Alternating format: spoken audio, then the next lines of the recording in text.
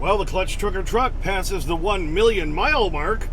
Yeah, I got a couple of Ass-Wagons to show you and more on this episode of The Clutch Trucker Channel. Clutch Trucker, filmed before a live and fuzzy studio audience. Yep, that's Rusty, the world-famous meatball dog. Hey YouTube, Clutch Trucker here. Thanks for tuning in to another edition of the Clutch Trucker Channel. Alright, today is Saturday the 14th.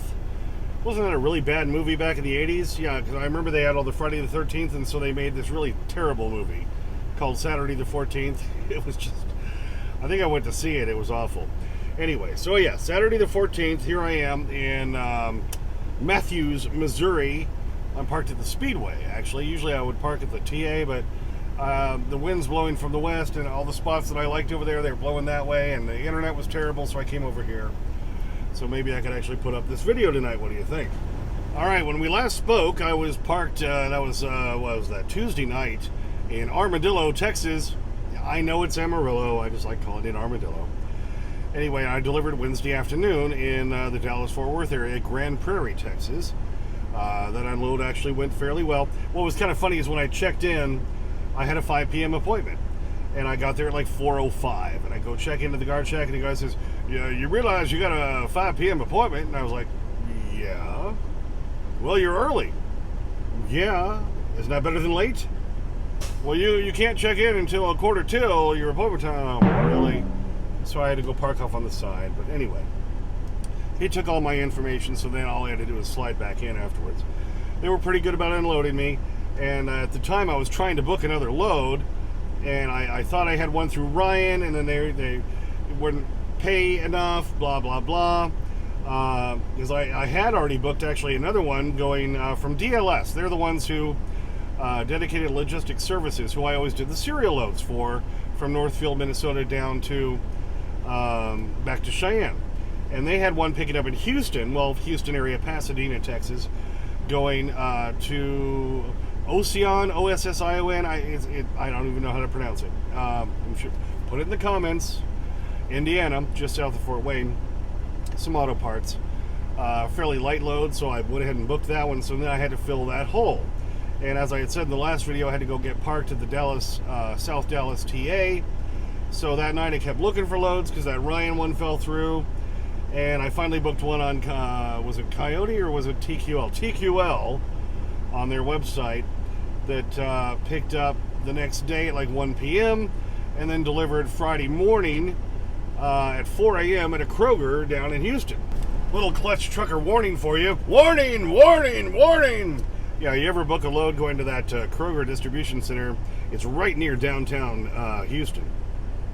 Very tight docks, very tight space, not really enough room to maneuver in, to get in. Luckily, the docks they gave me, the dock number they gave me, 123, no trucks on either side. I was able to get into it fairly easily. Then as I'm about to run my paperwork over to the lumper to check in, another truck's trying to pull in next to me, and he got out, came up to my window. "Can you help me, please?" I'm like, "Okay, fine." I don't want him hitting my truck. So I had to stand there for 10-15 minutes trying to help him back into the door next to me. Then I went over and turned in my paperwork. Luckily, they didn't put a truck on the other side of me, or I would not have been able to get out of there. That's how tight the docks were, and they have trailers parked across from you, and so you don't have enough room to pull forward and swing out.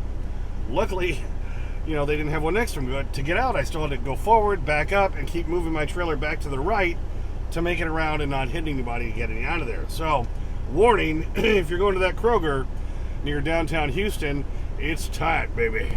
Yeah, so that one was through TQL, and so that got me at least down to the right area.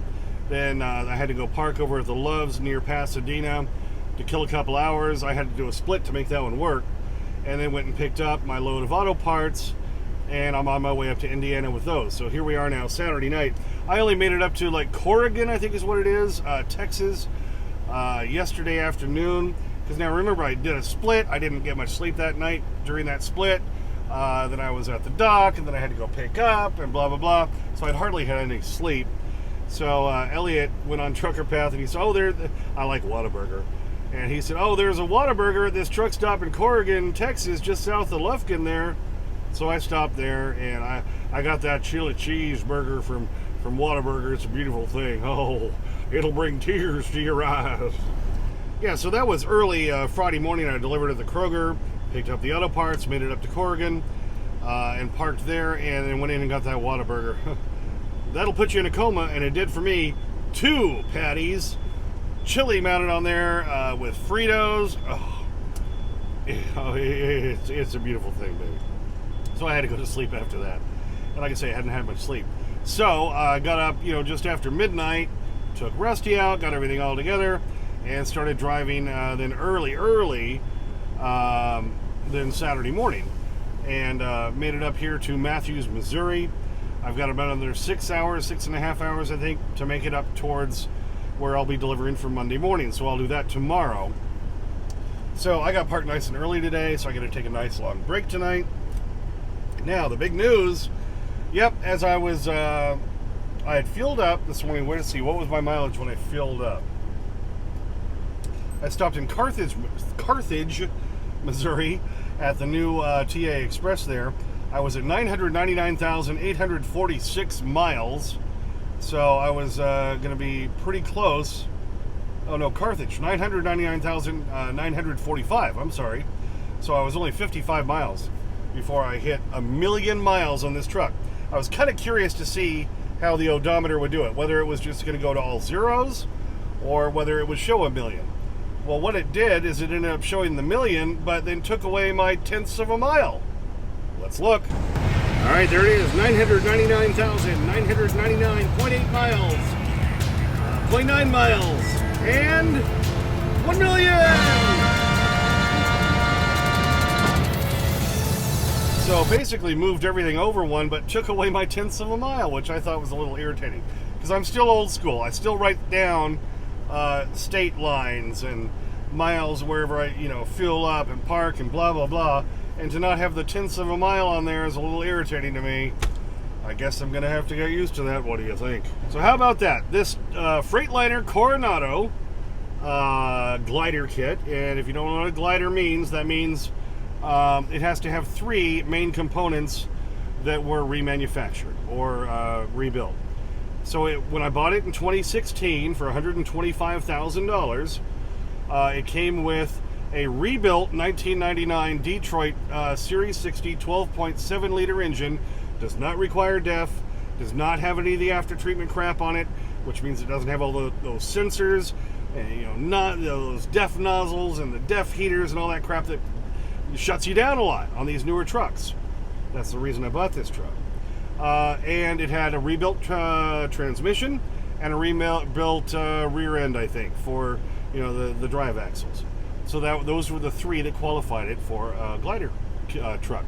You can hardly get these anymore.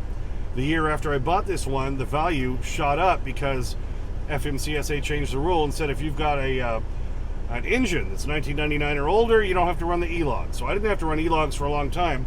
I do now simply for the ease of not having to write down the trip reports all the time for IFTA reporting. It's much easier to do it with an E-log. So anyway, so that's my truck. So I've had it since 2016. I got it in the summer of 2016, 17, 18, 19, 20, 21, 22, 23. That makes it coming up on 8 years old, right? Or 7 years old, yeah. And like I say, the engine's a 1999. It's probably going to have to be rebuilt soon.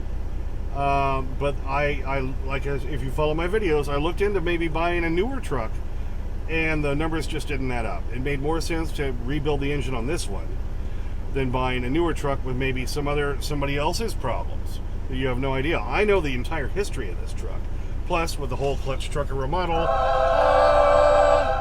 with my nice loft bed upstairs. You can see that closet behind me right there.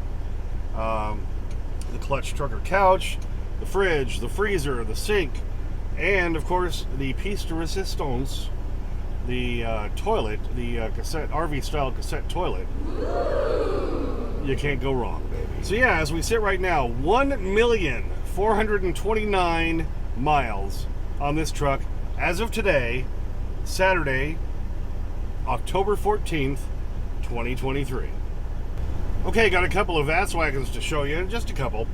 First one, just this box truck, Ryder box truck, started to move over into the lane, almost into this car right in front of me. All right, here you see me coming along there, and look at that Ryder box truck right there. Puts the signal on. Whoops! Oh, there's a car there. I almost crashed. And now the clutch trucker zoom and slow-mo. Yeah, here's my perspective in the cab. You can see he starts to move over, and whoops! Almost hits him, not to mention me coming up behind him. And then the next ass clown is the kind of crap we see all the time. Going down the freeway, we're going high speeds here, 65, 70 miles an hour, whatever it is. And this van, full of people, mind you, squeezes right in front of me. Oh, I can fit, I can fit. Yeah, it doesn't mean it's safe, jackwagon. All right, look at the van in front of me. When they passed me, I saw it was full of passengers. I have a safe distance almost right there, and he's going to take that away from me. And what else? Oh, he's going to slow down. Look at my hood ornament right there, right on his butt. Zoom in slow-mo time. Yep, slides on over. Yep, there's my perspective. Oh, no, I don't care about you. It's all about me.